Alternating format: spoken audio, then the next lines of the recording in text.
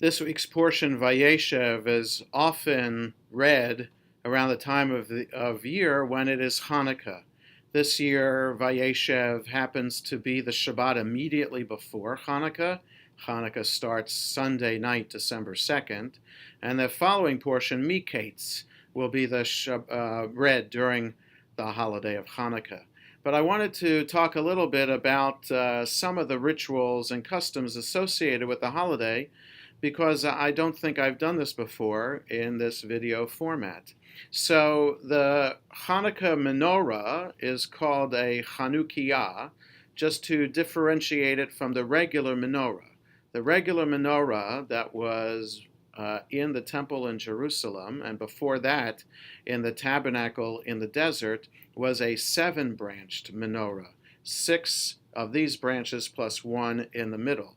Obviously, to distinguish the Hanukkah menorah from the regular menorah, the Hanukkah menorah has 2 extra branches for the 8 days of Hanukkah, plus 1 for the candle that lights the other candles.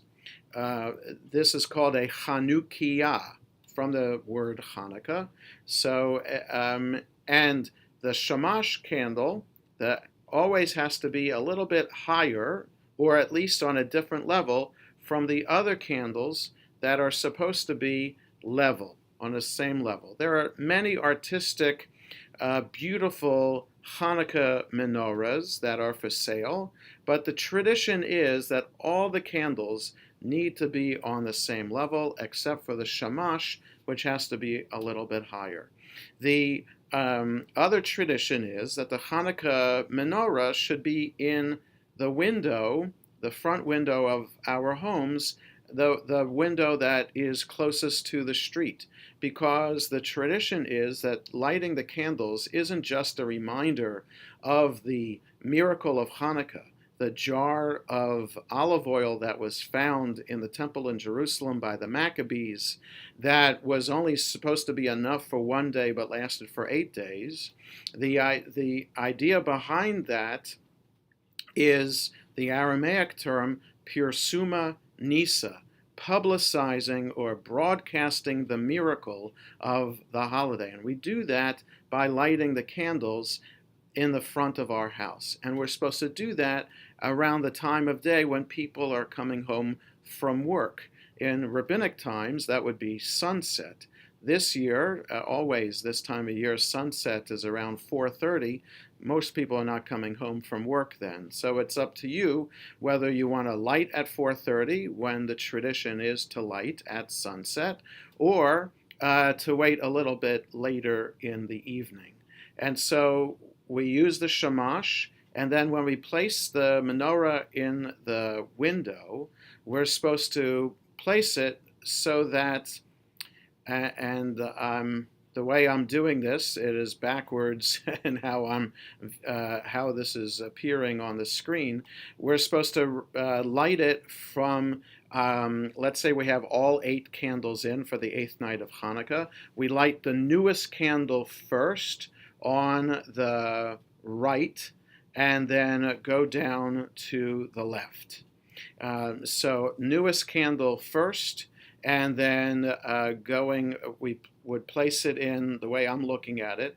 If it's in the window, then we would have it on this side, plus then the second night would be here, lighting that first, and then that candle, etc.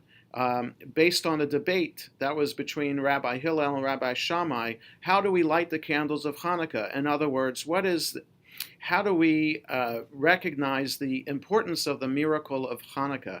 Is the miracle in that we found the olive oil at all, or the miracle that it lasted for 8 days? So for Rabbi Shammai's opinion, you have 8 candles on the first night and you go down to 1 night. That the miracle was we found the oil and that it lasted that long. Whereas Hillel says, no, the miracle is it lasted so long. So we start with one candle the first night and increase our joy through the holiday to have 8 candles on the last night. And that we obviously follow Rabbi Hillel's opinion. 1 candle the first night, leading up to 8 candles on the 8th night of Hanukkah.